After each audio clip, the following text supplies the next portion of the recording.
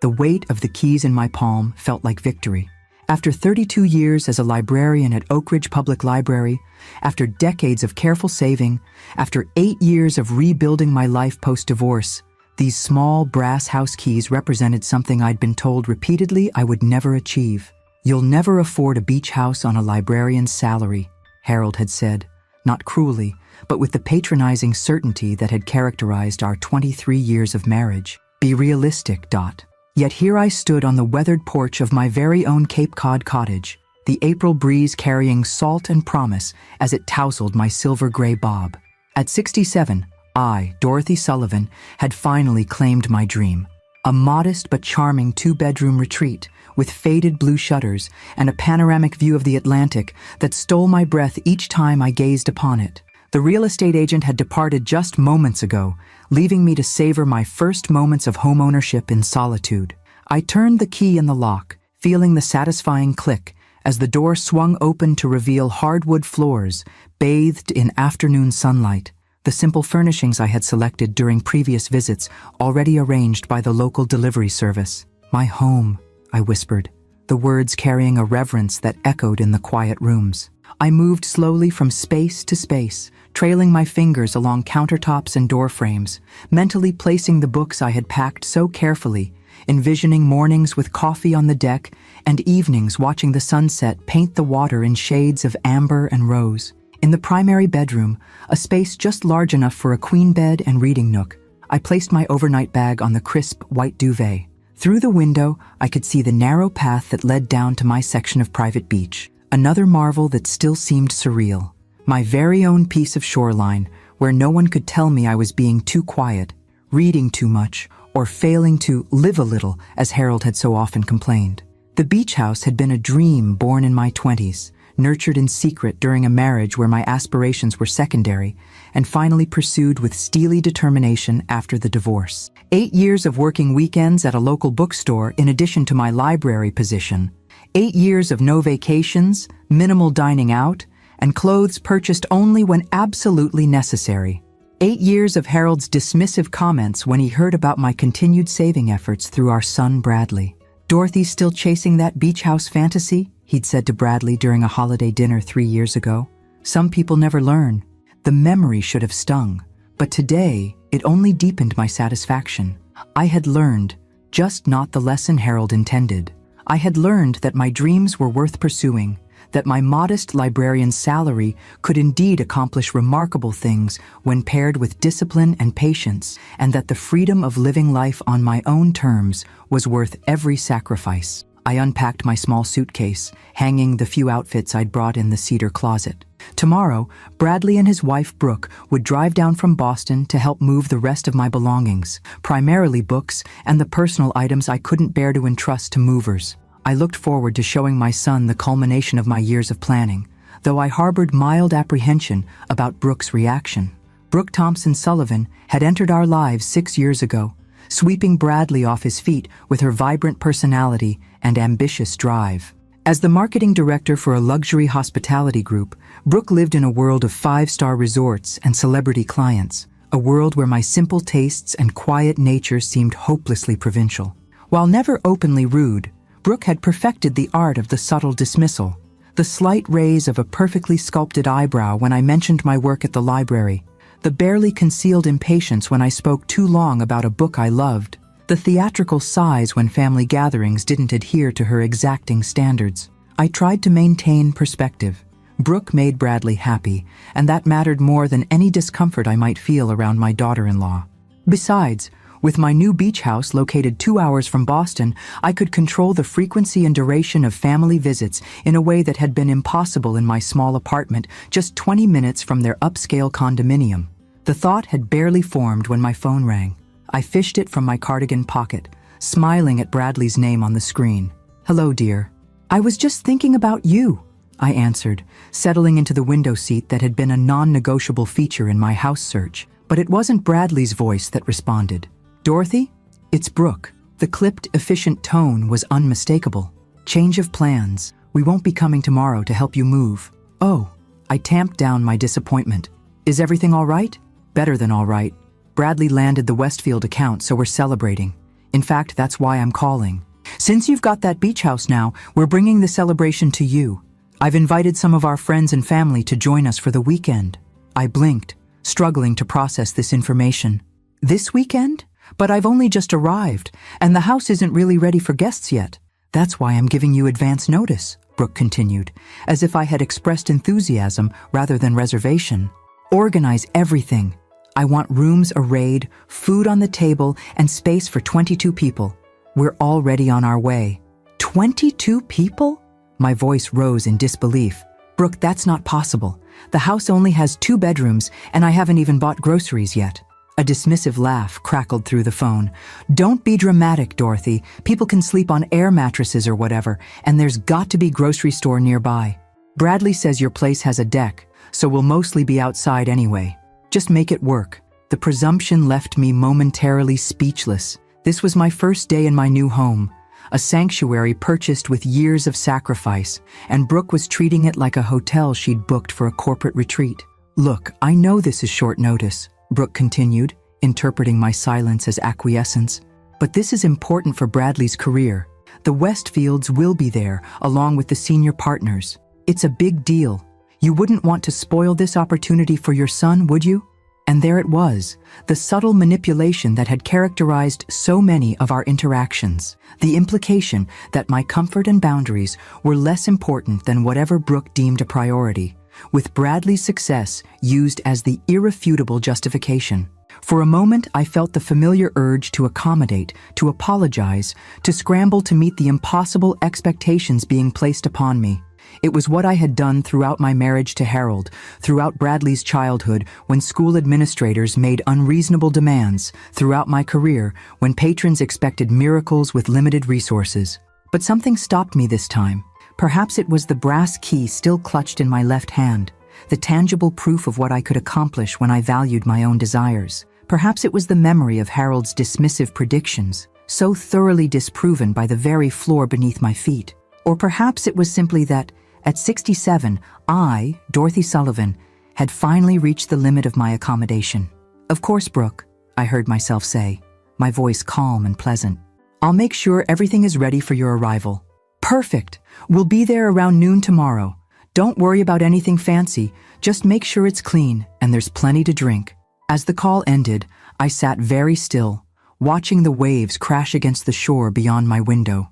The sun was beginning its descent, painting the water in deepening shades of blue and gold. Slowly, deliberately, I placed my phone on the window seat beside me and took a deep breath. A lifetime of being the reliable one, the accommodating one, the one who could always be counted on to sacrifice my needs for others, rose up to meet the newfound resolve crystallizing within me.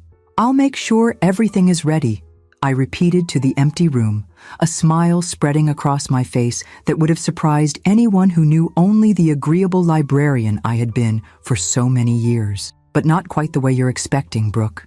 I stood, smoothing my cardigan with hands that had spent decades shelving books, typing catalog entries, and quietly building a life on my own terms. Those same hands now reached for my phone again, not to call Bradley or to start ordering groceries for unwanted guests, but to set in motion a very different kind of preparation. I've always believed that working in a library for over 3 decades gives you certain skills that people tend to underestimate. The ability to research efficiently, to organize systematically, and most importantly, to understand people's needs, sometimes better than they understand them themselves. As I sat in my window seat watching the last light fade from the sky, I began to formulate my plan with the same methodical approach I'd used to catalog thousands of books throughout my career. 22 people, in my 2-bedroom cottage, with less than 24 hours' notice. The sheer audacity of it might have overwhelmed me in the past, might have sent me into a flurry of anxious preparation, desperately trying to accommodate the impossible. But not today. Not in this house that represented my independence, my perseverance, my refusal to accept Harold's limitations on my dreams. First, I needed information. I scrolled through my contacts until I found Bradley's number. My son answered on the 3rd ring, his voice elevated by the sound of highway traffic in the background. "Mom, did Brooke call you? Isn't it great news about the Westfield account?" "Congratulations, sweetheart." I said, genuinely pleased for his success, despite the circumstances. That's wonderful news. Brooke mentioned you're planning to celebrate at my house? I hope that's okay, he replied, with the first hint of uncertainty. It was Brooke's idea. She thought it would be perfect since you just got the keys and all.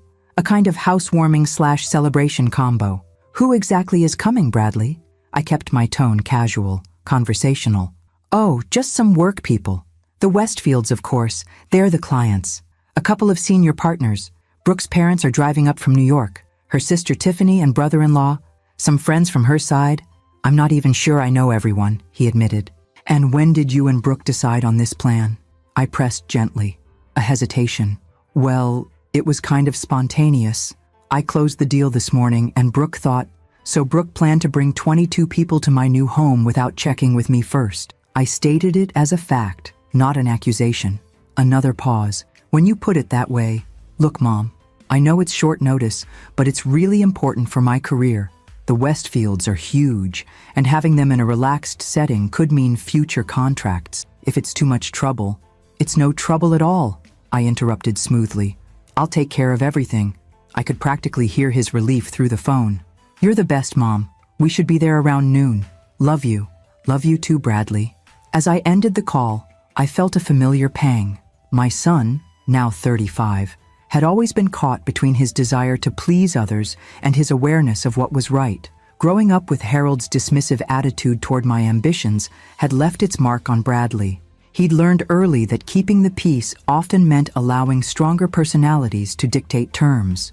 I had hoped his success in the business world would have changed that dynamic, but it seemed that with Brooke, he had fallen into old patterns. Well, perhaps it was time for both of us to break those patterns. I opened my laptop and began my research. First, I looked up the Thompson family, Brooke's parents, Richard and Elaine, who owned a successful chain of high-end furniture stores in the tri-state area. Notoriously particular, according to several society page mentions I found, with Elaine serving on multiple charity boards where she was known for her exacting standards. Then, Tiffany Thompson Green and her husband Patrick, who ran a boutique public relations firm in Manhattan, specializing in crisis management for celebrities. Next, I searched for information on the Westfields. Jonathan and Diana Westfield, third-generation owners of Westfield Properties, a luxury real estate development company expanding aggressively into hospitality. Their social media showed a couple in their 50s with expensive tastes and a penchant for exclusivity. Private clubs, invitation-only events, carefully curated experiences. The senior partners at Bradley's firm were easier. I'd met them at various company functions over the years. Traditional men with traditional expectations who valued appearances and connections above all else. By 11 p.m., I had compiled a comprehensive dossier on my unwanted guests. Now it was time to implement phase 1 of my plan. First, I called Meredith Hansen, my oldest friend who had retired to Wellfleet 3 years earlier, one of the reasons I'd chosen this particular stretch of Cape Cod for my own retirement. Meredith, it's Dorothy. I hope I'm not calling too late. Dot! Not at all! Are you finally at the beach house? How is it? It's perfect, or it was until about an hour ago. I explained the situation, not bothering to hide my frustration. Meredith's indignation on my behalf was comforting. The nerve, after everything you went through to get this place. What are you going to do? That's why I'm calling. I need your help. By midnight, I had made 7 calls, sent 12 emails, and compiled a detailed schedule. My years organizing library fundraisers, community events, and children's reading programs had given me a network of local contacts that would prove invaluable now. People often underestimated librarians, assuming our expertise was limited to books and shushing. They failed to recognize that we were essentially community hubs, information specialists, and masters of quiet influence. I slept surprisingly well that night, my dreams untroubled by the confrontation to come. When I woke at 6 a.m., I felt more refreshed and focused than I had in years. After a quick breakfast, I drove to the small town center to set my plans in motion. My first stop was Greta's Market, the only grocery store within 15 miles. The owner, Greta Svensson, had been one of my first calls the night before. "Dorothy," she greeted me warmly as I entered. "Everything's arranged just as we discussed." "Thank you, Greta.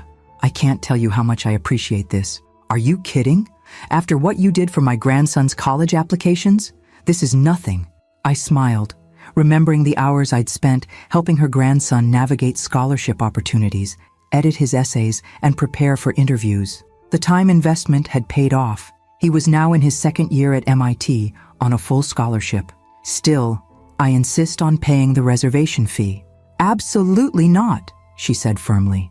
Consider it a housewarming gift. My next stop was Coastal Rentals, where Marshall Turner greeted me with equal enthusiasm. Mrs. Sullivan, welcome to the neighborhood. Meredith called ahead. We've got everything set aside for you. Including the special requests, I confirmed. Especially those, he grinned. Haven't had this much fun since we pranked the summer tourists with the fake shark sighting last year. By 10 a.m., I had visited 7 businesses, confirmed arrangements with local service providers, and returned home to make final preparations. As I placed fresh flowers on the small dining table and made up the guest bedroom with my best linens, I hummed to myself, an old habit from my library days when preparing for special events. At 11:30 a.m., I changed into a simple blue sundress, applied a touch of lipstick, and stepped onto my porch to await my guests. The ocean breeze ruffled my hair as I stood watching the road, hands clasped calmly before me, the very picture of a welcoming hostess. Only I knew what awaited Brooke and her 21 guests. Only I understood that sometimes the quietest person in the room can orchestrate the loudest lesson. At precisely 11:55 a.m., a caravan of luxury vehicles appeared on the horizon, making their way down the narrow coastal road toward my little blue cottage. I smiled, smoothing my dress with steady hands. Let the education begin, I whispered to myself as the first car pulled into my driveway. I've always believed that the most effective lessons are those delivered with a smile. As a librarian, I had perfected the art of maintaining a pleasant demeanor while enforcing necessary boundaries, whether dealing with rowdy teenagers, entitled patrons, or board members who thought budget constraints were merely suggestions. That practiced smile was firmly in place as the first vehicle, a gleaming black Range Rover, pulled into my modest gravel driveway. Brooke emerged from the passenger side, designer sunglasses perched on her nose, phone in hand, already speaking before her feet touched the ground. "Dorothy, there you are. The navigation kept trying to send us to the wrong place. This is so quaint." Her gaze swept over my cottage with the barely concealed assessment I'd grown accustomed to. Smaller than I expected from Bradley's description, my son exited the driver's side, looking slightly harried but genuinely pleased to see me. "Mom, the place looks great!" He embraced me warmly, then stepped back. "Sorry about the last-minute change of plans." "Not at all," I replied, returning his hug. "I'm so proud of your accomplishment with the Westfield account. Of course we should celebrate." 2 more vehicles pulled in behind them, a sleek Mercedes sedan and an Audi SUV, disgorging a collection of well-dressed people who stood blinking in the bright coastal sunlight, their expressions ranging from curious to faintly dismayed as they surveyed their surroundings. "Everyone, this is Bradley's mother, Dorothy," Brooke announced, gesturing toward me with the casual introduction that always made me feel like an afterthought.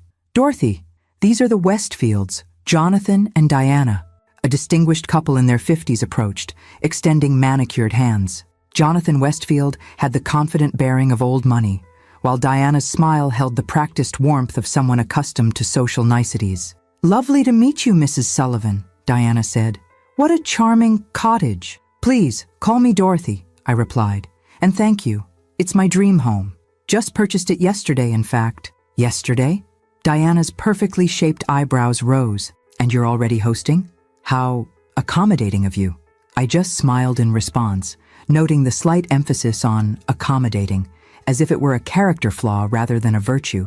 Brooke continued the introductions rapidly, barely pausing for proper acknowledgments. Her parents, Richard and Elaine Thompson, her sister Tiffany and brother-in-law Patrick, 3 senior partners from Bradley's firm and their wives, 2 couples introduced as dear friends, and finally, a young woman named Alexa, whom Brooke described as her absolute lifesaver of an assistant. 22 people in total, just as Brooke had declared, now stood in my small front yard, designer luggage at their feet, expectation written across their faces. "Well," I said brightly, "shall we go inside? I've prepared a light welcome refreshment." I led the procession through my front door, listening to the murmurs and whispers behind me. The main living area, while charming with its exposed beams and panoramic ocean views, was clearly not designed for 22 people. My carefully arranged furniture could comfortably seat perhaps 8. "It's so cozy," Elaine Thompson remarked, the word dripping with barely concealed disdain. "Where should we put our bags?" Jonathan Westfield asked, looking around for non-existent additional bedrooms. "I've made some special arrangements," I assured them, gesturing toward the dining table where I'd set out a pitcher of fresh lemonade and a plate of cookies. "But first, please, help yourselves to refreshments while I explain the accommodations." They clustered awkwardly around the table, some perching on the limited seating, others standing, as I poured lemonade into the mismatched collection of glasses I deliberately selected from the kitchen cabinets. "As you can see," I began pleasantly, "my cottage is rather intimate. With only 2 bedrooms, I knew I wouldn't be able to accommodate everyone comfortably here."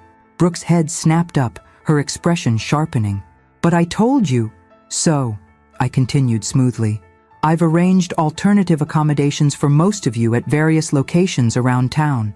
A confused murmur rippled through the group. Brooke's face flushed with the first signs of alarm. "Dorothy, that wasn't necessary," she said tersely. "We discussed this. Everyone was prepared to make do here." "I couldn't possibly allow that," I replied, my voice warm with concern. "Not when there are so many lovely options nearby. Though I should mention, this being the start of the spring season, availability was somewhat limited on such short notice." I retrieved a stack of envelopes from a side table and began distributing them. "I've prepared individual accommodation details for each of you." Diana Westfield opened her envelope first, her expression shifting from confusion to dismay. "The Harborview Motel? On Route 6? It's the only place that had a vacancy for tonight," I explained apologetically. "The reviews mentioned that the traffic noise tapers off around midnight, and the musty smell is only noticeable in the bathroom." Jonathan Westfield's envelope contained a reservation for the Seabreeze Inn, a modest bed and breakfast nearly 5 miles away. "They only had 1 room available," I told him, "so Diana will need to take the motel. I do hope that's not too inconvenient." As each envelope was opened, the reactions grew increasingly strained. The Thompson parents were assigned to separate establishments in neighboring towns. Tiffany and Patrick discovered they would be staying at a campground with a rental tent already secured for them. "The manager assured me the raccoon problem has been largely resolved," I added helpfully. The senior partners and their wives received bookings at a variety of establishments, each less appealing than the last. A hostel with shared bathrooms, a fisherman's cottage described as rustic but functional, and a room above the local bait shop. "There must be some mistake," Bradley said, looking increasingly uncomfortable. "Surely there are better options in the area. On a spring weekend with less than 24 hours notice?" I shook my head sadly. "I called everywhere within 30 miles. These were the only vacancies available. The Cape gets quite busy this time of year with the whale watching season beginning." Brooke had turned an interesting shade of pink. "This is unacceptable," she hissed at me, dropping all pretense of politeness. "The Westfields cannot stay at a roadside motel. Do you have any idea how important they are?" "I'm sure they're lovely people regardless of where they sleep," I replied innocently. "That's not what I—" She stopped herself, visibly struggling to maintain composure in front of her guests. "What about here? Surely some of us can stay here." "Oh, of course," I agreed readily. "I've prepared my guest room for you and Bradley, and the Thompson parents can have my room. I'll take the sofa. The rest, I'm afraid, will need to use the accommodations I've arranged." Diana Westfield cleared her throat delicately. "Perhaps we should consider returning to Boston. It's only a 2-hour drive after all." "But we've planned dinner at the Coastal Club," Brooke protested. "It's the most exclusive restaurant in the area. I've been on the waiting list for months." This was the moment I'd been waiting for. "About that," I said, "I took the liberty of confirming your reservation this morning. It seems there was some confusion. They have no record of a booking under your name." "That's impossible," Brooke snapped. "Check again. Thompson Sullivan, party of 22, 7 p.m. "I spoke with the manager directly," I explained. "Marcel is an old friend. He used to visit the library for our French literature discussions. He checked thoroughly and found nothing. Unfortunately, they're fully booked tonight for a private event." The collective dismay was palpable. Brooke's carefully orchestrated impression of effortless luxury and influence was crumbling before her very eyes. However, I continued brightly, I did manage to secure a group reservation at the Salty Dog down by the harbor. It's not quite the Coastal Club, but they serve the most wonderful fresh catch, and their picnic tables have the most charming view of the fishing boats. Picnic tables? Elaine Thompson repeated faintly. Communal seating, I confirmed. Very rustic and authentic. I thought it might be a refreshing change from the formal dining you're all accustomed to. Bradley looked utterly bewildered, caught between Brooke's mounting fury and my serene smile. The Westfields were exchanging meaningful glances, while Brooke's assistant was frantically typing on her phone, presumably searching for alternative arrangements. Now, I said cheerfully, who would like a tour of the beach? The tide pools are particularly interesting this time of day. As the group stood in stunned silence, I caught a flicker of something unexpected on Diana Westfield's face. Not anger or disappointment, but the faintest trace of amused respect. Our eyes met briefly, and I could have sworn she gave me the slightest of nods before turning to murmur something to her husband. Phase 1 of my plan was complete. The seeds of discomfort had been planted. Now it was time to let them grow. The afternoon unfolded exactly as I had orchestrated, each carefully planned inconvenience building upon the last-like chapters in a meticulously crafted novel. I led my unwanted guests down the narrow path to my stretch of beach, maintaining a running commentary about the local wildlife and tidal patterns that I knew would bore them to tears. Years of conducting educational tours for restless schoolchildren had taught me precisely how to sound enthusiastic while delivering information no one had asked for. The horseshoe crab is actually more closely related to spiders than to true crabs, I explained cheerfully as we reached the shoreline, pointing to a specimen that had washed up. They've remained virtually unchanged for 450 million years. Isn't that fascinating? Tiffany Thompson Green visibly recoiled, her designer sandals sinking into the wet sand. Is it dead? Oh no, just resting, I assured her, knowing full well how this would land. They often appear motionless for hours. Would you like to hold it? They're quite harmless. The look of horror that crossed her face was worth every penny I'd paid the local marine biology student to place the harmless creature in that exact spot. I think I'll pass, she muttered, backing away.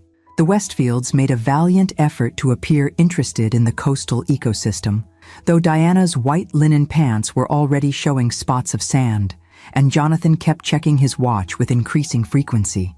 Bradley's colleagues from the firm stood awkwardly in a cluster, clearly wishing they were anywhere else, while Brooke paced the shoreline, phone pressed to her ear, presumably trying to salvage her carefully planned weekend. The cell reception can be quite spotty down here, I called out helpfully as she grew increasingly agitated. Something about the cliffs interfering with the signal. You might have better luck up by the road, though the only reliable spot is near the sewage treatment facility, about a mile north. Brooke shot me a look that could have curdled milk. After 30 minutes of my impromptu nature lecture, I suggested we return to the house for an early afternoon tea. The relief on their faces was almost comical as they trudged back up the sandy path, their designer footwear and city clothing woefully inadequate for the terrain. Back at the cottage, I had arranged a spread that looked impressive at first glance, an elegant tea service laid out on my best tablecloth, with dainty sandwiches and scones artfully arranged on tiered platters. Please, help yourselves, I encouraged as they filed into the living room, many opting to stand rather than crowd onto the limited seating. The sandwiches are a local specialty. Diana Westfield was the first to take a delicate bite of a cucumber sandwich, her expression shifting almost imperceptibly as she chewed. What an interesting flavor, she managed after swallowing with visible effort. Seaweed butter, I explained enthusiastically. A wonderful local delicacy. And the scones contain dried dulse.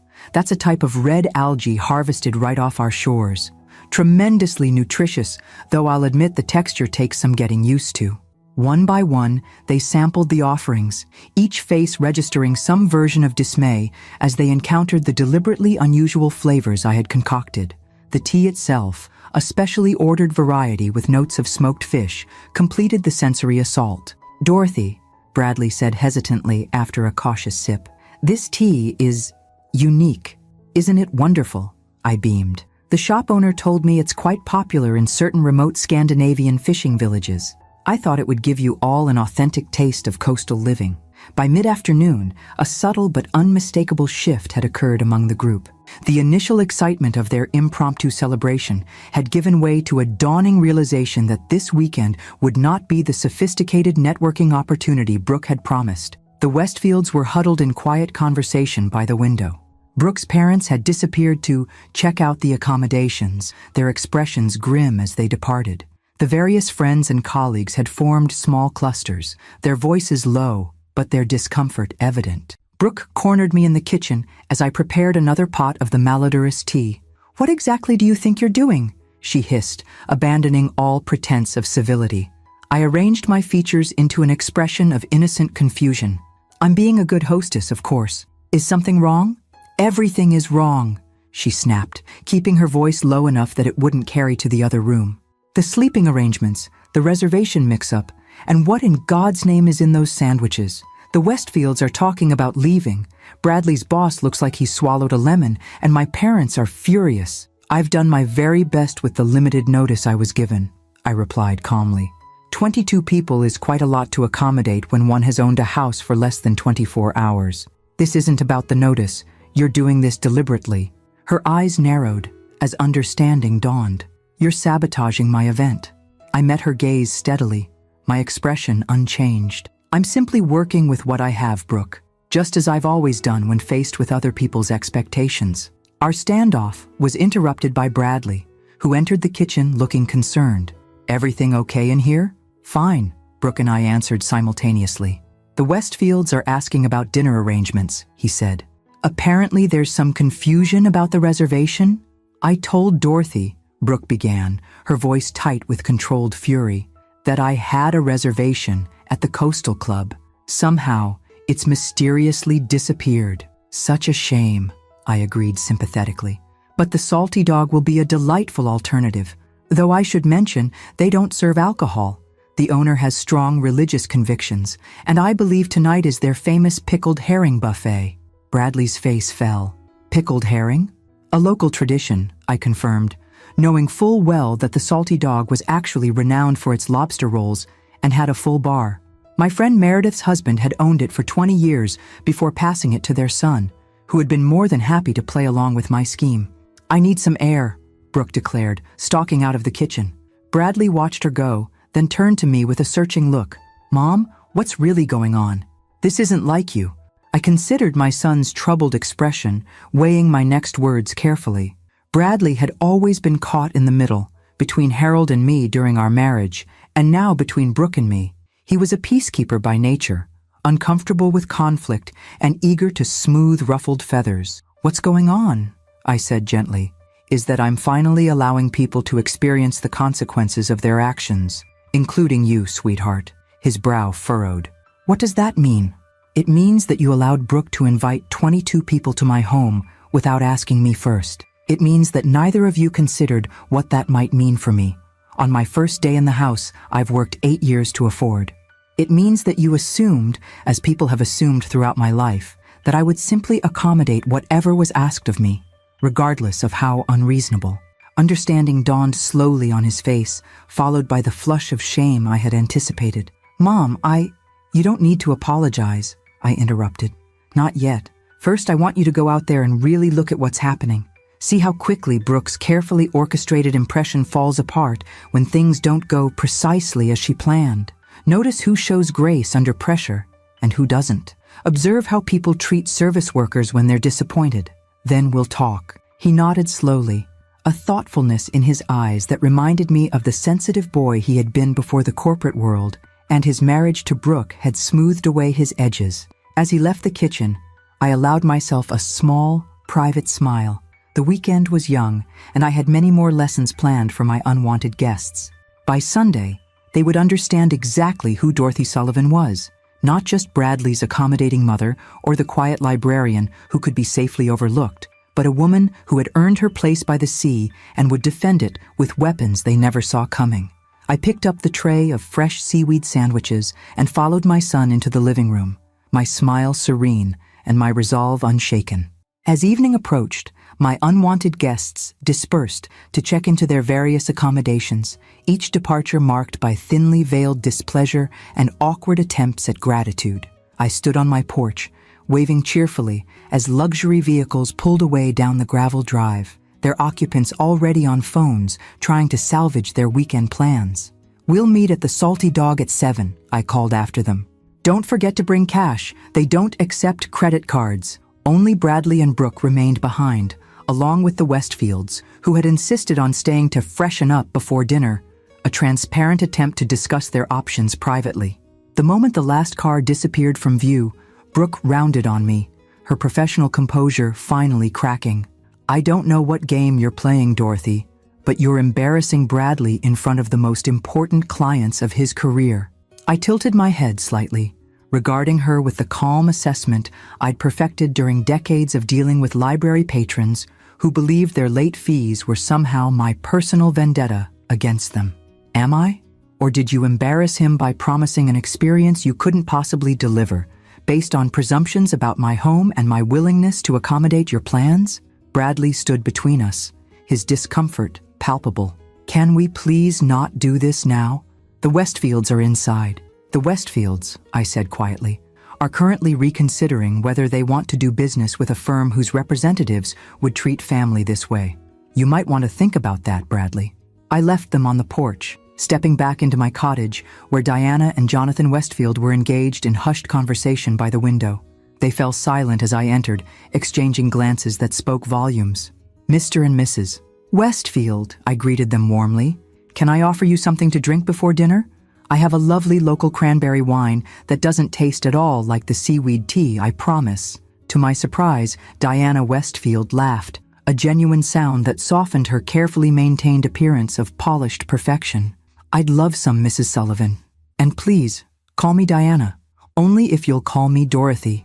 I poured 3 glasses of the ruby-colored wine, handing them around with the practiced ease of someone who had served refreshments at countless library functions. Jonathan accepted his with a nod that seemed to hold a new measure of respect. "Your home is charming," he said, gesturing to the simple but tasteful decor I had selected with such care. "How long have you been planning this purchase?" 8 years, I replied honestly.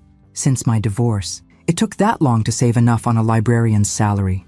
Diana sipped her wine, her appraising gaze sweeping over me with new interest. "That's quite an accomplishment. Thank you. It means a great deal to me to have achieved it on my own." "I imagine it does," Jonathan nodded. "Independence is undervalued these days. Too many people expect things to be handed to them." The pointed remark hung in the air as Bradley and Brooke entered from the porch, their faces set in the strained smiles of people trying desperately to salvage a deteriorating situation. "Jonathan, Diana," Bradley began with forced joviality, "I hope you're comfortable. I was just telling Brooke that we should see about finding alternative accommodations for you. The Harborview Motel is really not up to standard." "Don't trouble yourself," Jonathan replied easily. "Diana and I have stayed in far worse places during our early years building the business. Sometimes the most memorable experiences come from unexpected circumstances." The look of confusion on Brooke's face was priceless. She had clearly expected the Westfields to be as outraged as she was by the turn of events. "But surely you'd prefer something more suitable," she pressed, shooting me a pointed glance. Diana set down her wine glass with a decisive click. "Actually, I find this whole situation rather refreshing. When was the last time any of us had a genuine experience, rather than the same carefully curated luxury we always insist upon? Jonathan and I were just saying that we've become too predictable in our later years." I hid my smile behind my own glass, watching as Brooke struggled to process this unexpected development. My research into the Westfields had revealed something Brooke had clearly missed. Beneath their wealth and status, they had built their empire from nothing. Starting with a single property, Jonathan had renovated himself while Diana worked 3 jobs to support them. They had earned their success through grit and determination, not inheritance or connections. In other words, they were far more like me than like Brooke. "Well," Brooke managed finally, "if you're sure, we should probably head to dinner soon. I've been trying to find an alternative to this Salty Dog place, but everything seems to be booked." "The Salty Dog sounds perfect," Diana declared. "I haven't had pickled herring since my grandmother made it when I was a child." Swedish heritage, she added with a wink in my direction. As we prepared to leave for dinner, I pulled Bradley aside briefly. You might want to call ahead to the restaurant, I suggested quietly, just to confirm the details. He frowned, but stepped onto the porch to make the call. When he returned, his expression was a mixture of confusion and relief. They said they have our reservation, but there's no pickled herring buffet. They're known for their lobster and have a full bar. How strange, I remarked innocently. Perhaps I was thinking of a different establishment. The drive to the harbor took 15 minutes, during which I sat quietly in the back seat of Bradley's Range Rover, listening as Brooke attempted to steer the conversation toward business, while the Westfields persistently returned to questions about my life, my career, and my new home. The Salty Dog was exactly as I knew it would be. A charming waterfront restaurant with weathered wood exterior and spectacular views of the harbor. Inside, rustic elegance replaced the picnic tables I had described, with white tablecloths, soft lighting, and the mouth-watering aroma of fresh seafood. "Dorothy," Meredith's son Jack greeted me with a warm embrace as we entered. "Your table is ready, best in the house, as promised." "You know the owner?" Brooke asked, unable to keep the surprise from her voice. "Dorothy's practically family," Jack assured her. "My father and she were great friends, and she helped me secure my small business loan when I took over. Without her letter of recommendation and assistance with the paperwork, I'd never have qualified." As we were seated at a prime table overlooking the water, I saw Bradley studying me with new eyes, as if seeing me clearly for the first time in years. The rest of our party began to arrive, their relief evident as they discovered the restaurant was nothing like I had described. The Thompson parents looked particularly annoyed, having clearly spent the intervening hours complaining about the promised rustic experience. "This is unexpected," Elaine Thompson commented as she took her seat, casting a suspicious glance in my direction. "Isn't it?" I agreed pleasantly. "The Cape is full of surprises." Dinner proceeded with remarkable smoothness, the excellent food and flowing wine easing the earlier tensions. I spoke little, preferring to observe the shifting dynamics around the table. The Westfields engaged me in conversation whenever possible, asking thoughtful questions about my library career and the community I had served. Bradley's colleagues, taking their cue from the clients, showed a newfound interest in my perspectives. Even Tiffany and her husband occasionally directed remarks my way, though Brooke and her parents remained coolly distant. "A toast," Jonathan proposed, as dessert was served, raising his glass. "To Dorothy and her new home. May it bring you as much joy as our first property brought us." "To Dorothy," the table echoed, Bradley's voice carrying a note of confused pride that warmed my heart despite everything. I raised my own glass in acknowledgement, catching Brooke's gaze across the table. Her smile remained fixed, but her eyes held a dawning comprehension. She was beginning to understand that she had severely underestimated her mother-in-law, and that the weekend was far from over. "Thank you all," I said simply. "I'm so looking forward to tomorrow's activities."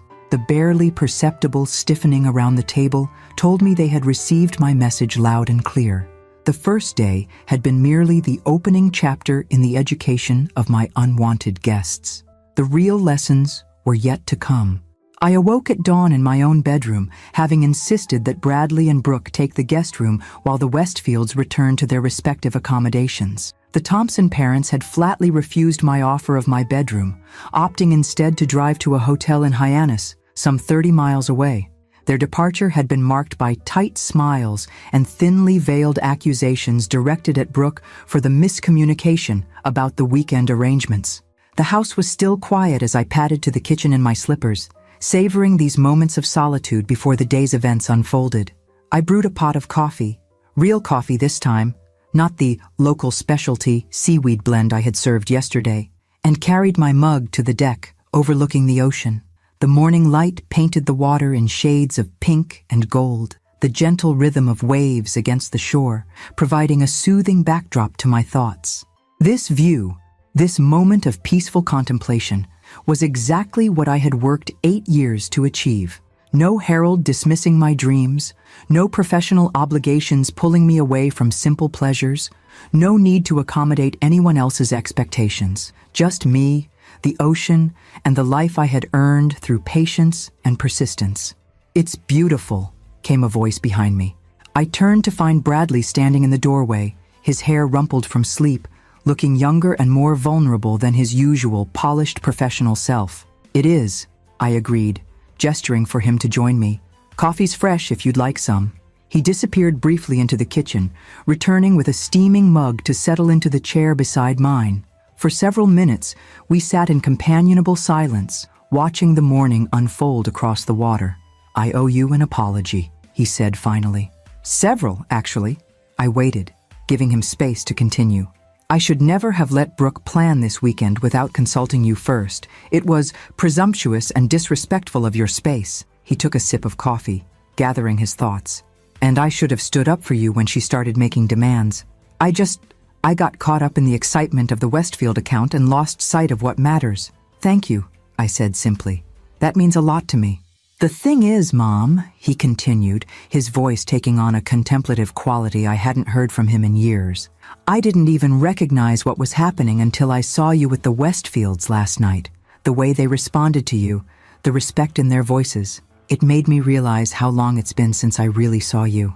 I nodded, understanding exactly what he meant. We often stop seeing the people closest to us, Bradley. We think we know them so well that we stop paying attention to who they really are. Dad did that to you, didn't he? The question was gentle but direct. He stopped seeing you. "Yes," I acknowledged, and eventually, I stopped trying to be seen. It was easier that way, less painful, until it wasn't. Bradley was quiet for a moment, absorbing this. "Is that why you're doing all this? The accommodations? The restaurant confusion? The seaweed tea?" A small smile played at the corners of his mouth. "That tea was truly terrible, by the way." I laughed softly. "I know." I could barely keep a straight face watching everyone pretend to enjoy it. My amusement faded as I considered his question. "And yes, that's part of it. I spent too many years being invisible, Bradley. I won't do it anymore." "I get that," he nodded. "But the elaborate setup? You must have made dozens of calls, arranged everything in advance." "I did," I confirmed, "though it wasn't difficult. One of the advantages of being a librarian for 32 years is that you know everyone in town, and everyone owes you a favor or two. People tend to underestimate the influence of the woman who waived their late fees, helped their children with research projects, or wrote recommendation letters for their college applications." Bradley chuckled. "Remind me never to get on your bad side. You're my son," I said softly. "You could never truly be on my bad side, but you can disappoint me. And you did." His smile faded. "I know. I'm sorry. I believe you are. But here's the question, Bradley. What happens next time Brooke makes plans that don't consider my feelings or boundaries? Will you speak up then? Or will you fall back into old patterns?" He didn't answer immediately, his gaze returning to the horizon where the sun had now fully emerged. "I don't know," he admitted finally. "I want to say I'll do better, but it's complicated. Brooke she's not easy to stand up to. Few people worth loving are simple," I observed. "The question is whether the relationship allows each person to be fully themselves, or whether one must constantly diminish to accommodate the other." Bradley looked at me sharply. "Are you saying I should leave Brooke?" "No," I shook my head. "I'm saying you should remember who you are, who you really are, beneath the corporate success and the strategic marriage. That thoughtful boy who stood up for the kids being bullied on the playground. That young man who chose to study literature before Harold convinced you business would be more practical. The son who called me every Sunday during college, not because you had to, but because you knew it would make me happy." Tears welled in his eyes, surprising us both. "I haven't thought about that version of myself in a long time." "He's still there," I assured him, "just waiting for permission to exist again." The sliding door opened behind us, and Brooke appeared, already dressed in crisp white linen pants and a silk blouse, her hair and makeup immaculate despite the early hour. "There you are," she said to Bradley, her tone suggesting she'd been searching for hours rather than minutes. "We need to figure out today's plan. I've been texting everyone and it's a disaster. Half the group wants to drive back to Boston after the accommodations fiasco, and the Westfields are being strangely non-committal." Bradley shot me a quick glance before turning to his wife. "Maybe we should consider scaling back, Brooke. Mom just moved in yesterday, and 22 people is a lot to manage." Brooke's perfectly shaped eyebrows drew together. "Scaling back isn't an option, Bradley. The Westfield contract depends on this weekend going smoothly." She turned her attention to me. "Dorothy, I need to know what you've planned for today so I can work around it." I took a leisurely sip of my coffee, enjoying the momentary power shift. I've arranged a whale-watching expedition. The boat leaves at 10. Whale-watching? Brooke repeated incredulously. The Westfields and your father's boss are not going whale-watching. Actually, I said mildly, Jonathan Westfield seemed quite enthusiastic when I mentioned it last night. He said they'd never had the opportunity, despite visiting the Cape several times. Brooke's expression flickered between disbelief and calculation. Fine. What about lunch? A picnic on the boat. Very simple. Sandwiches, fruit, that sort of thing. And dinner? I thought everyone might appreciate a relaxed evening after a day on the water. Perhaps a bonfire on the beach? I could make my signature chili. The horror that crossed Brooke's face was almost comical. A bonfire? Chili? Dorothy, these are sophisticated people with refined tastes. They expect a certain level of authenticity, I suggested. Genuine experiences? Connection with their hosts? Because from my conversation with the Westfields last night, that seems to be exactly what they're seeking. Not another sterile corporate event disguised as a social gathering. Bradley cleared his throat, stepping into the tense silence between us. I think a bonfire sounds great, actually. Dad and I used to do them when I was a kid, remember, Mom? With the s'mores and the ghost stories? The unexpected support from my son caught Brooke off guard. Her mouth opened and closed once before she regained her composure. We'll discuss this later, she said tightly. I need to make some calls. As she retreated into the house, Bradley turned to me with a small, secret smile. Whale watching? Really? The tours are quite educational, I replied innocently, though I may have neglected to mention that April is known for particularly choppy waters, and the seasickness rate is nearly 60%. Bradley's laughter, free and genuine in a way I hadn't heard in years, carried across the water like a promise of things to come. Not resolution, not yet, but the beginning of a rebalancing that was long overdue. I raised my coffee mug in a small toast to myself and the day ahead. Phase 2 was about to begin. The Dolphin Fleet whale watch boat rocked gently against the pier as our group assembled for the morning excursion.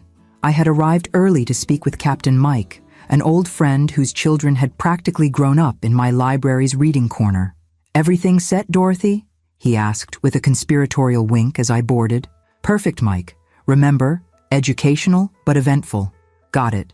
We'll give him the full Cape Cod experience. I took a position near the bow, watching as my reluctant guests arrived in small clusters. The Westfields appeared first, surprisingly enthusiastic and appropriately dressed in windbreakers and deck shoes. Bradley and Brooke followed, presenting a study in contrasts, my son looking relaxed in jeans and a sweater, while Brooke had somehow interpreted whale watching to mean nautical-themed photo shoot, complete with white capri pants, striped top, and immaculate deck shoes that had clearly never touched a boat deck. The remaining guests trickled in gradually, their numbers noticeably diminished from yesterday. Brooke's parents were conspicuously absent, as were several of the dear friends who had apparently opted to return to Boston. Bradley's colleagues from the firm had rallied, however, perhaps sensing that their professional futures depended on maintaining a united front with the Westfields. Welcome aboard the Sea Star! Captain Mike's voice boomed over the loudspeaker as the last stragglers settled onto the hard wooden benches. We've got ideal conditions today for whale spotting. Strong winds, choppy seas, and a system moving in from the northeast that should make things nice and lively.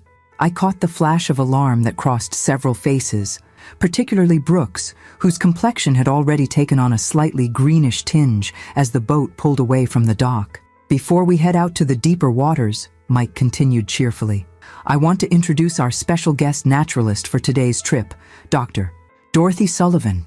The surprise on my guests' faces was priceless as Mike gestured toward me with a flourish. Many of you may know Dorothy as a retired librarian, he announced, but what you might not know is that she's been a volunteer with the Cape Cod Marine Institute for over 15 years, specializing in cetacean behavior and conservation. She'll be providing expert commentary throughout our journey. This was, of course, a magnificent fabrication. While I had indeed volunteered occasionally with the Institute, my role had been limited to cataloging their research papers and organizing their annual fundraiser. But Mike had enthusiastically embraced my suggestion that we might enhance my credentials for today's excursion. Bradley was staring at me with a mixture of confusion and newfound respect, while Brooke's expression had shifted from seasickness to suspicion. "Thank you, Captain," I said, stepping forward with the confident air of someone about to deliver a university lecture. "I'd like to begin with some fascinating facts about the marine ecosystem of Cape Cod Bay, particularly focusing on the digestive processes of the North Atlantic right whale." For the next 20 minutes, as the boat pitched and rolled through increasingly choppy waters, I delivered a meticulously researched presentation on what might generously be described as the less appealing aspects of whale biology. My topics ranged from parasitic infestations to blubber decomposition, each described in vivid, scientific detail, calculated to unsettle even the strongest stomachs. By the time I concluded my initial lecture, 3 of Bradley's colleagues had retreated to the lower deck. Tiffany was clinging to the railing with a distinctly unwell expression, and Brooke had abandoned all pretense of composure, her face now unmistakably green. "And now," I announced cheerfully, "let's break for our picnic lunch before we reach the feeding grounds." The simple picnic I had arranged consisted of tuna salad sandwiches, extra mayonnaise left sitting just slightly too long in the morning sun, hard-boiled eggs with a particularly pungent dill sauce, and for dessert, bread pudding made with heavy cream and raisins, all served, of course, as the boat hit the roughest patch of water yet. "Dorothy," Diana Westfield approached me as I distributed the food with cheerful efficiency. "You are absolutely full of surprises. I had no idea you were a marine biologist as well as a librarian." The twinkle in her eye told me she wasn't fooled for a moment, but was thoroughly enjoying the performance nonetheless. "Oh, I contain multitudes," I replied with a conspiratorial smile, "much like the microbiome of the humpback whale, which reminds me of a fascinating study I read recently." As I launched into another detailed scientific discourse, I noticed Jonathan Westfield engaged in conversation with Bradley near the stern, both men seemingly oblivious to the nauseating effects of the rough seas that had now claimed at least half our party as victims. Brooke had disappeared entirely, presumably to the bathroom below deck. "Land ho!" Captain Mike announced over the loudspeaker. "Folks, we're approaching what we call the seasickness surrender point. That's where I normally turn the boat around if we haven't spotted any whales. But today we're in luck. There's a pod about 3 miles farther out, in the choppiest part of the bay. Who wants to continue?" A chorus of groans answered him, punctuated by Jonathan Westfield's enthusiastic, "Let's go for it." I caught Mike's eye and gave a subtle nod.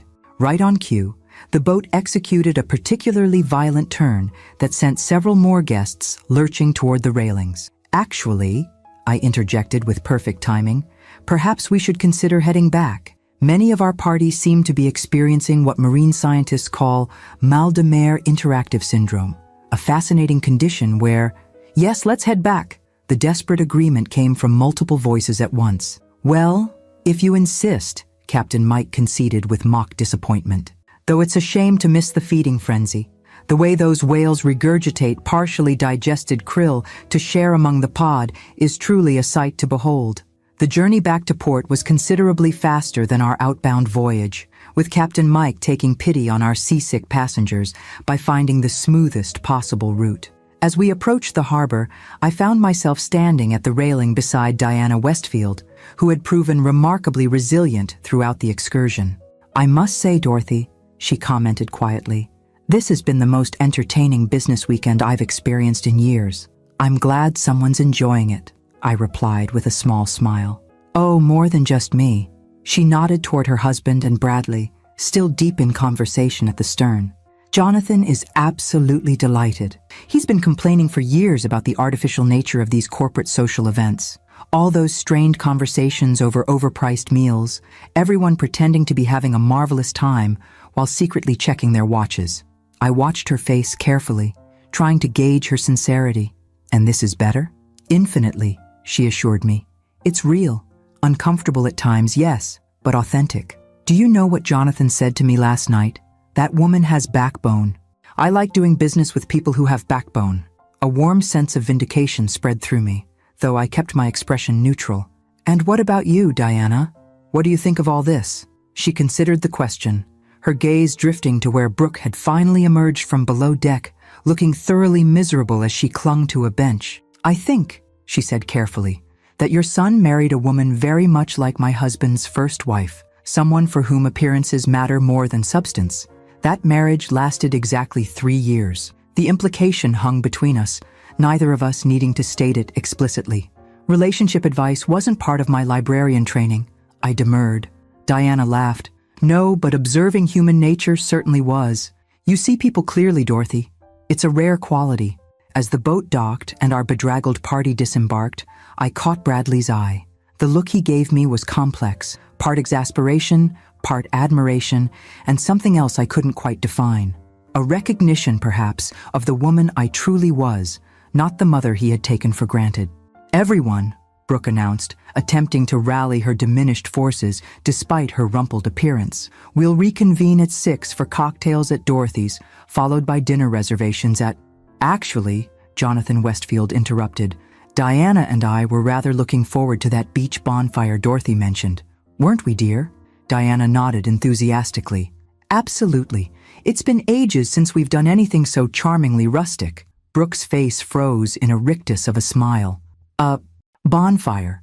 Yes, how charming." As the group dispersed to recover from the morning's adventure, I walked back to my cottage alone, savoring the salt air and the knowledge that my carefully orchestrated lessons were being absorbed, albeit painfully for some. The whale-watching expedition had accomplished exactly what I'd intended, separating those who could adapt and find joy in unexpected circumstances from those who were enslaved by their own rigid expectations. Tonight's bonfire would be the final test, the culmination of my weekend-long experiment in gentle revenge and necessary education. As I reached my front porch, I paused to look out at the ocean that was now mine to enjoy every day. "Just one more act to go," I murmured to myself, unlocking the door to prepare for the evening ahead. The afternoon passed in peaceful solitude as I prepared for the evening's bonfire. I chopped vegetables for my chili, assembled ingredients for s'mores, and gathered blankets and cushions to make the beach seating comfortable. These simple, practical tasks centered me, reminding me of who I was beneath the elaborate revenge plot I'd been orchestrating. Just Dorothy Sullivan, retired librarian, finally living her coastal dream. Around 4 o'clock, there was a knock at my door. I opened it to find Bradley standing alone on the porch, his expression thoughtful. "Need help with anything?" he offered, hands shoved in his pockets in a gesture reminiscent of his teenage years. "Actually, yes," I replied, stepping aside to let him in. "I could use someone to carry these supplies down to the beach." "Where's Brooke?" "Taking a nap," he said, with the careful neutrality of someone navigating a minefield. "The boat trip was challenging for her." I bit back a smile. I imagine it was. We worked together in companionable silence, loading a wagon with the necessities for the evening. As Bradley stacked firewood, he cleared his throat hesitantly. "Mom, can I ask you something?" "Of course. This whole weekend, the accommodations, the restaurant confusion, the whale watching, you planned all of it, didn't you? Down to the last detail." It wasn't really a question. I met his gaze steadily. "Yes. Why? I mean, I understand being upset about the invasion, but this level of orchestration seems like something else entirely." I considered my answer carefully, wanting him to understand the deeper currents beneath my actions. "Do you remember when you were about 8 and Harold decided to sell the piano without consulting me?" Bradley frowned. "Vaguely. You used to play in the evenings." "Every evening," I corrected gently. "It was how I decompressed after work, how I expressed the parts of myself that had no other outlet. I'd saved for years to buy that piano before I met your father, and one day I came home and it was gone. Harold had sold it because, in his words, we needed the space, and you hardly used it anyway." Understanding dawned in Bradley's eyes. "And you never said anything. You just accepted it." "I did," I nodded. "Just as I accepted when he decided where we would vacation, what car I would drive, which friends were worth our time. Just as I accepted when you and Brooke canceled Christmas visits, or changed plans at the last minute, or made decisions about my grandchildren without considering my feelings. I never thought of it that way," he admitted quietly. "Few people do," I replied without rancor. "The accommodating ones become invisible after a while. We're taken for granted, our boundaries ignored, our desires forgotten. Until one day, something breaks." I gestured around us, at my cottage, my beach, my hard-won independence. This place represents everything I've fought for, Bradley. My dream, on my terms. When Brooke called with her demands, treating my home like a hotel she'd booked for her convenience, it was the piano all over again. Bradley was silent for a long moment, absorbing this. So the whole weekend has been, what? A lesson in respect? In consequences, I corrected. Every action creates ripples. When you make decisions that affect others without consulting them, when you prioritize your convenience over their boundaries, there are consequences. Sometimes they're immediate, sometimes they're delayed, but they always come eventually. He nodded slowly, like the Westfields respecting you more than Brooke, even after all her careful planning. Exactly. Authentic connection can't be scheduled or staged. It emerges naturally when people are genuine with each other. I touched his arm lightly. Something you used to understand instinctively, before the corporate world convinced you otherwise. As the afternoon light softened toward evening, we finished our preparations in thoughtful silence. I could almost see Bradley processing our conversation, re-evaluating not just this weekend, but perhaps the patterns of his marriage, his career, his life choices. By 6 o'clock, a respectable fire was crackling in the fire pit on my private stretch of beach. I had arranged driftwood logs in a circle for seating, softened with blankets and cushions, and set up a folding table with the makings for s'mores, hot dogs, and a pot of my chili warming over a camp stove. Simple, rustic, and genuinely inviting. Exactly what I had promised. The Westfields arrived first, having apparently embraced the casual dress code with enthusiasm. Diana wore jeans and a comfortable sweater, while Jonathan had donned a flannel shirt that made him look more like a retired fisherman than a real estate mogul. "This is wonderful," Diana exclaimed, surveying the setup with genuine appreciation. Just like the beach parties we used to have when the children were young, before everything became so formal. Bradley's colleagues from the firm appeared next, their numbers reduced to just 3 couples who had braved the entire weekend. They approached with the wary optimism of people who had survived the whale-watching expedition, and were now prepared for anything. Tiffany and Patrick arrived looking decidedly less polished than before, though Tiffany still managed to convey her discomfort through subtle grimaces at the rustic seating arrangements. Brooke and Bradley were the last to join us, emerging from the path that led from my cottage to the beach. Even in the fading light, I could see the tension in Brooke's posture, the tight smile that didn't reach her eyes. She had clearly made an effort to dress appropriately, jeans and a cashmere sweater, but the pristine state of both suggested they had been purchased specifically for this occasion rather than drawn from her regular wardrobe. "Dorothy," she greeted me with forced warmth, "this is charming." "Thank you," I replied simply. "Help yourself to food and drinks. We're keeping it casual tonight." As everyone settled around the fire, filling plates with chili and roasting hot dogs on sticks I had carefully whittled that afternoon, I observed the shifting dynamics with quiet satisfaction. The Westfields had positioned themselves near me, drawing Bradley into their conversation with genuine interest. Brooke hovered at the periphery, clearly unsure of her place in this unfamiliar social landscape where her usual tactics held no power. Dorothy was just telling us about her plans for a community reading program here on the beach during summer evenings, Diana said, seamlessly including me in the conversation. "What a wonderful idea. Literature and nature combined. Mom's always had a gift for bringing people together through books," Bradley commented, his voice warm with rediscovered pride. "Her story hours at the library were legendary when I was growing up." "Is that so?" Jonathan seemed genuinely interested. "What kinds of books resonated most with the community?" As I described my experiences connecting readers with just the right books at just the right moments in their lives, I noticed Brooke edging closer, her expression shifting from discomfort to something more complex, perhaps recognition that she was witnessing a side of her mother-in-law she had never bothered to see before. The evening deepened, stars appearing above us as the conversation flowed naturally from topic to topic. Stories were shared, laughter erupted frequently, and even the initially reluctant guests eventually relaxed into the simple pleasure of fire, food, and unhurried human connection. "Who wants to hear a ghost story?" I suggested, as the flames danced lower and the night grew darker. "I know all the local legends, including a few that never made it into the official town history." "Oh, yes!" Diana clapped her hands in delight. "I haven't heard a proper ghost story in years." I launched into the tale of the lighthouse keeper's daughter, a story with just enough historical truth to give weight to its supernatural elements. As I spoke, I observed my audience, the rapt attention of the Westfields, the grudging interest of Tiffany and Patrick, the surprised appreciation of Bradley's colleagues. Brooke alone remained detached, her focus seemingly elsewhere as she stared into the flames. When I concluded my story to appreciative murmurs and requests for another, Brooke suddenly stood. "I think I'll head back to the house," she announced, her voice tight. "It's been a long day." "I'll walk you," Bradley offered, rising to join her. "No," she said quickly, too quickly. "Stay and enjoy the stories. I just need some quiet time." As she walked away, her rigid posture illuminated briefly by the firelight before disappearing into the darkness of the path, I felt a momentary pang of sympathy. It couldn't be easy watching your carefully constructed social facade crumble, your influence wane, your assumptions about power and status upended in the space of a weekend.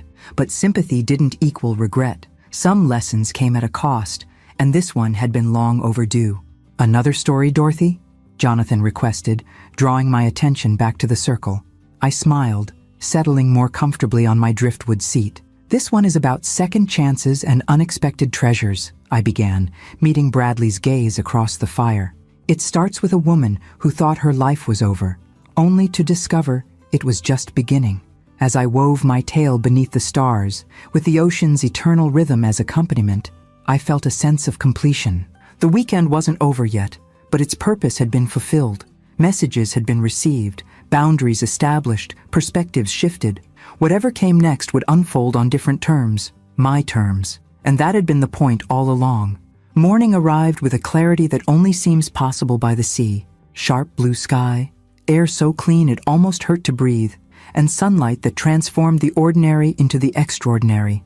I woke early, as has been my habit since childhood, and made my way to the kitchen to start coffee. The house was quiet, Bradley and Brooke still asleep in the guest room after our late night around the fire.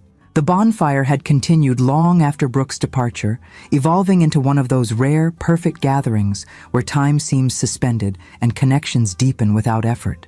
The Westfields had been the last to leave, Jonathan insisting on helping douse the fire, while Diana embraced me with genuine warmth. "This has been the most memorable weekend we've had in years," she had confided. "Thank you for your honesty, Dorothy. It's refreshingly rare in our circles." Now, as I carried my coffee to the deck, I contemplated the final act of my carefully orchestrated weekend. The impromptu guests would be departing today, returning to their various accommodations before heading back to Boston. The true test would be what remained after they left, what lessons had been absorbed, what boundaries established, what relationships recalibrated. The sliding door opened behind me and I turned, expecting Bradley. Instead, Brooke stood there, already dressed in slim jeans and a soft sweater, her hair pulled back in a simple ponytail that made her look younger and strangely vulnerable. "May I join you?" she asked, her voice lacking its usual commanding tone. "Of course," I gestured to the chair beside mine. "Coffee's fresh in the kitchen." She disappeared briefly, returning with a steaming mug to settle beside me.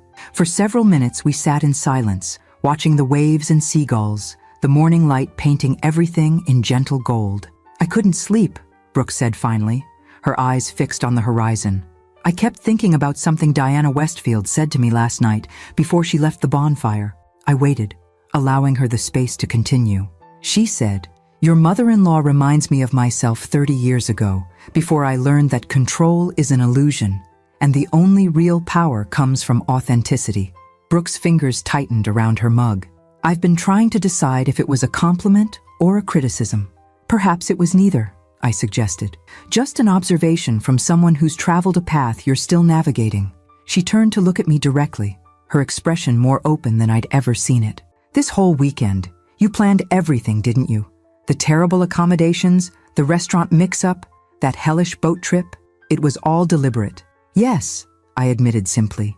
To my surprise, she didn't erupt in anger or defensive accusations. Instead, a reluctant smile tugged at the corner of her mouth. "It was impressive, meticulous actually. I didn't think you had it in you." "Most people don't," I acknowledged. "That's rather the point. You wanted to teach me a lesson." "It wasn't a question. I wanted to establish boundaries," I corrected gently. "To demonstrate that my home, my time, and my dignity are not commodities to be commandeered at your convenience. Brooke sipped her coffee, considering this. You know, in my world, my professional world, respect is taken, not given. You identify what you want, you strategize how to get it, and you execute without hesitation or apology. It works, or at least, it has always worked for me. And yet here we are, I observed, with the Westfields connecting more authentically with me, the retired librarian in a modest beach cottage, than with you and your carefully orchestrated luxury experience. A flash of pain crossed her face, quickly suppressed, but unmistakable.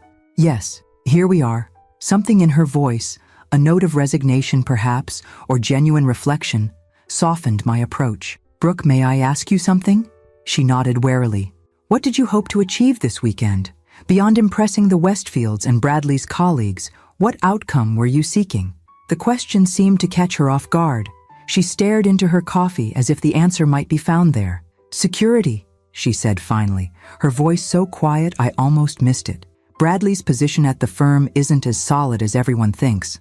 The Westfield account is make or break for his partnership track. This was new information, a glimpse behind the polished facade she typically presented. I didn't know that. No one does. Bradley wouldn't want it known. She looked up, her expression unexpectedly vulnerable. My parents struggled financially my entire childhood. My father's business failed twice. We moved constantly, always downsizing, always losing status. I swore I would never live that way as an adult. Understanding dawned, pieces clicking into place. So the designer clothes, the luxury vacations, the social climbing, insurance, she finished for me. If you have the right connections, wear the right clothes, live in the right neighborhood, you're protected. At least, that's what I've always believed.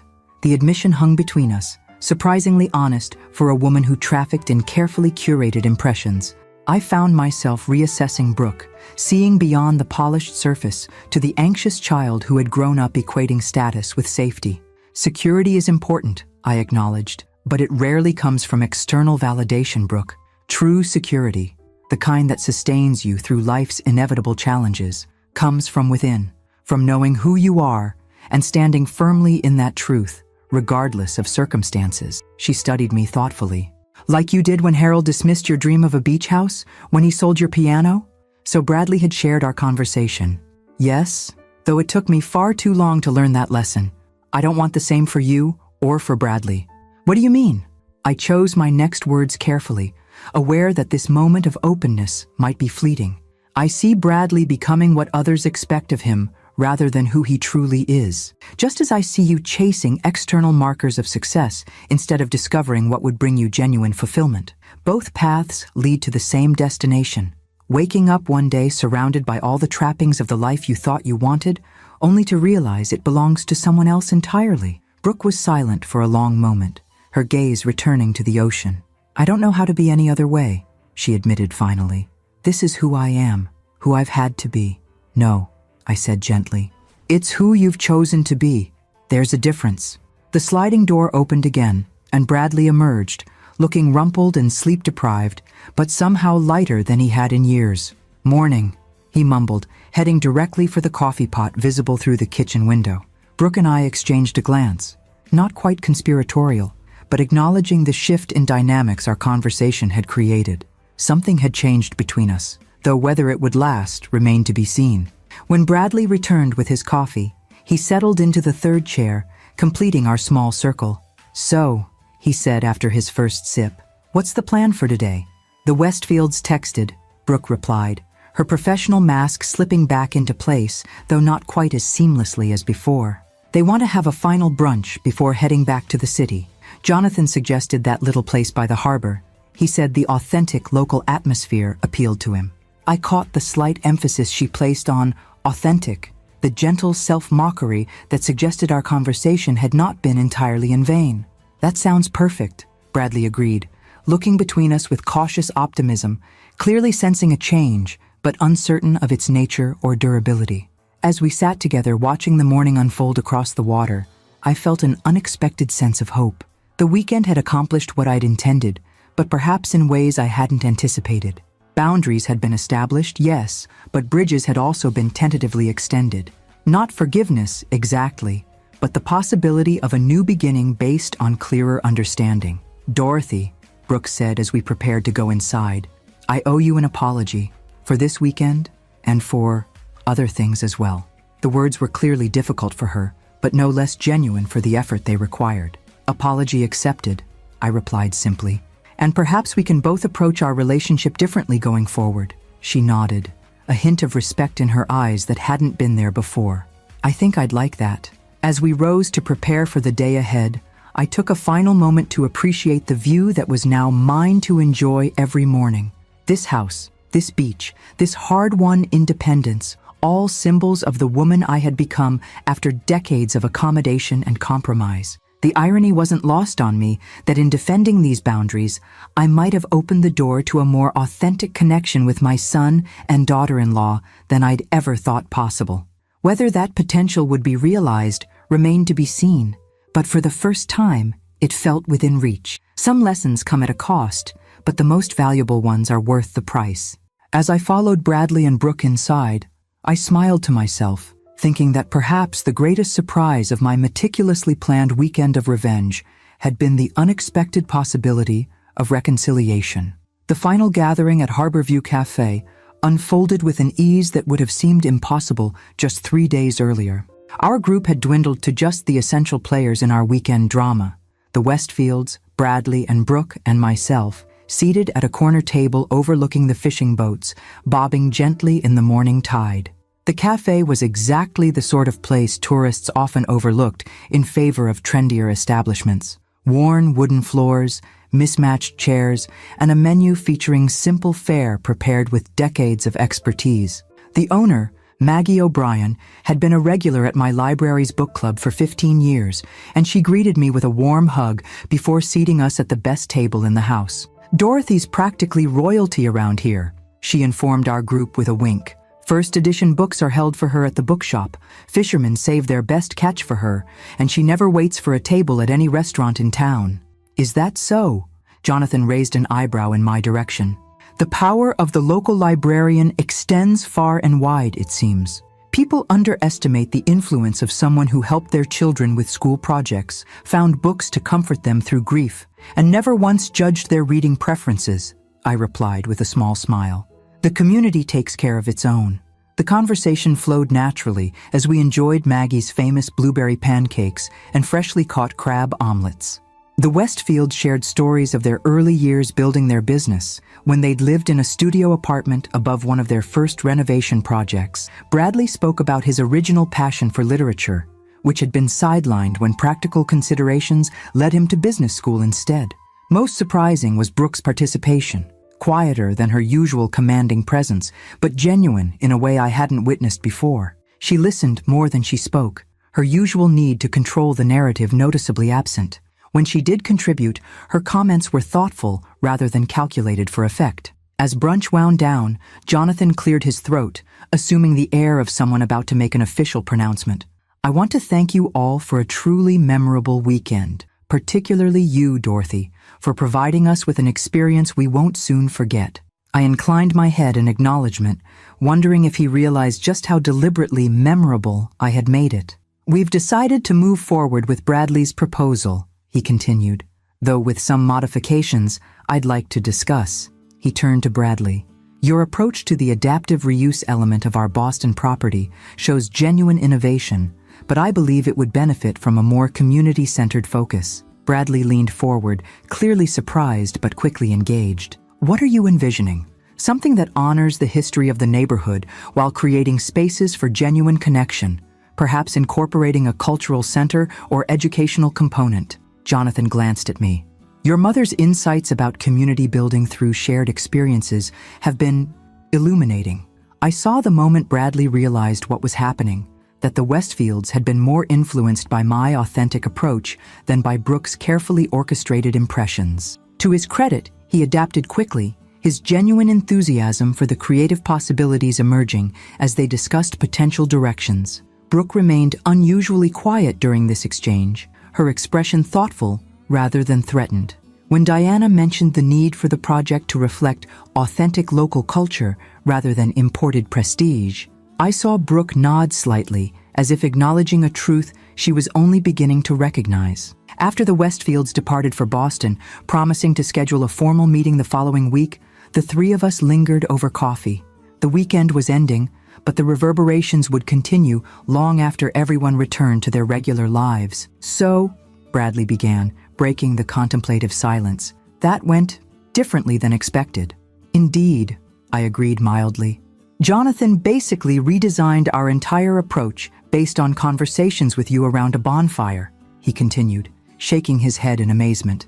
"Conversations about ghost stories and library programs. People connect through genuine experiences, Bradley, not staged ones." I glanced at Brooke, who was staring into her coffee cup with uncharacteristic introspection. The Westfields have enough wealth and status in their daily lives. What they responded to was authenticity, something increasingly rare in their circles. "I've been approaching this all wrong," Brooke said suddenly, looking up. "Not just this weekend, but everything." She met my gaze directly. "I've been so focused on creating the perfect impression that I've missed what actually matters to people like the Westfields." "To most people," I corrected gently. "Connection isn't about impressing others, Brooke. It's about seeing them, truly seeing them, and allowing yourself to be seen in return." Bradley reached across the table to take my hand. "I'm sorry, Mom, for taking you for granted, for not standing up for your boundaries, for forgetting who you really are beneath the accommodating mother role I assigned you." "And I'm sorry too," Brooke added, the words clearly unfamiliar on her tongue, but no less sincere for their rarity. "For treating your home like a hotel, your time like a commodity, and your feelings like an inconvenience." I squeezed Bradley's hand, acknowledging Brooke with a nod. "Thank you both. That means a great deal to me." "So, where do we go from here?" Bradley asked, the question encompassing far more than just our immediate plans. "You two head back to Boston," I replied. "I have a house to settle into, books to unpack, and a community to reacquaint myself with." "And us?" Brooke gestured between herself and me. "Our relationship?" I considered her question carefully, aware that this moment would set the tone for whatever came next. "I think we start over, Brooke. Not forgetting what's happened, but agreeing to approach each other with more honesty and respect going forward." "I'd like that," she said quietly. "And perhaps next time you visit," I added with a small smile, "you might consider calling first and bringing fewer than 22 people." The tension broke as they both laughed, the sound carrying through the small cafe like a promise of better days ahead. As we walked back to my cottage for their final packing, I felt a curious lightness. The weekend had accomplished what I'd intended, though not exactly in the way I'd planned. My boundaries had been established, yes, but something unexpected had emerged alongside that victory, the foundation for a more authentic relationship with both my son and the woman he had chosen. "You know," Bradley said as we reached my front porch, "Dad would never have believed you capable of orchestrating this entire weekend. He always underestimated you." "Many people did," I replied without bitterness, "including myself for too long." "Not anymore," Brooke observed with newfound perception. "You know exactly who you are now." I smiled, taking in the view of my cottage with its blue shutters and the ocean beyond, the dream I had refused to relinquish despite years of dismissal and doubt. "Yes, I believe I do." After they departed, the house fell into a silence that felt not empty, but full of possibility. I moved through the rooms slowly, reclaiming each space as truly mine now that the weekend's invasion had concluded. In the guest room, I found a small package on the freshly made bed, wrapped in simple blue paper with a note in Bradley's handwriting, "For new beginnings." Inside was a framed photograph I had never seen before, Bradley, at about 5 years old, sitting on my lap as I read to him, both of us completely absorbed in the story. The image captured something essential about our relationship before external expectations and compromises had reshaped us both. Below the photo, Bradley had written, "To the woman who taught me the power of stories, boundaries, and second chances. I'm listening now." I placed the frame on my bedside table, where it would be the first thing I saw each morning and the last thing each night. Then I carried my favorite book and a cup of tea out to the deck, settling into what I now thought of as my chair to watch the afternoon light play across the water. The weekend's drama had concluded, but a new story was just beginning. One where Dorothy Sullivan was finally the author of her own life rather than a secondary character in someone else's narrative. As I opened my book, the ocean breeze gently turning the pages, I smiled at the perfect simplicity of this moment I had worked so hard to achieve. Some dreams take longer than others to realize. Some boundaries require dramatic defense before they're respected. And some of life's most important lessons arrive in unexpected packages, even in the form of 22 unwanted guests on the very first day of your hard-earned new beginning. But sitting there, surrounded by the tangible results of my perseverance, I couldn't help but think that the timing had been perfect after all. For what better way to claim my space in the world than by definitively showing others and myself exactly who Dorothy Sullivan had become? I raised my teacup in a private toast to the horizon. To new chapters, I whispered, may they be written entirely in my own hand. You know, before I end this video, I want to talk to you for a moment. Not as a narrator, not as someone telling a story, but just as someone sitting across from you, reflecting on what we just experienced together. Because stories like this, they don't just come and go, they stay. They linger in your mind, in your chest, in that quiet space where you start asking yourself questions you didn't expect. I remember the first time I came across a story like this. It wasn't dramatic in the way movies are. There were no grand speeches, no perfect endings, just the woman facing things that felt impossibly heavy. And yet, somehow, she kept going. Not because she had all the answers, not because she wasn't afraid, but because something inside her refused to give up. And I think that's what makes stories like the one you just watched so powerful. It's not about perfection. It's not about always winning. It's about endurance. It's about what happens when the world tries to defy you, limit you, silence you, and you still choose to stand. Even if your voice shakes, even if your steps are slow. The women in these stories, they're not just characters. They represent something real, something that has existed for generations, strength that has been passed down, even though pain, courage that show off, even when it feels like there's nothing left. And if you really think about it, how many times has that kind of strength gone unnoticed? How many stories were never told? How many voices were never heard? That's why this channel exists, to create a space where those stories are not just told but felt, where every moment of struggle matters, where every act of courage, no matter how small, is seen, and where rising again and again becomes something worth honoring. Maybe there was a moment in this story that hit you a little differently. Maybe it reminded you of someone you know. Maybe it reminded you of yourself. And if it did, I hope you hold on to that. Because strength doesn't always look like what we expect. Sometimes it looks like surviving one more day. Sometimes it looks like walking away. Sometimes it looks like starting over when everything in you is tired. But it's still strength, and it still matters. So as you leave this video, don't just move on to the next thing right away. Sit with this for a second. Think about the journeys you just witnessed. Think about what it represents. And most importantly, remember that every story like this is the reminder of something powerful. That no matter how many times someone is pushed down, no matter how many systems try to break them, there is always the possibility of rising again.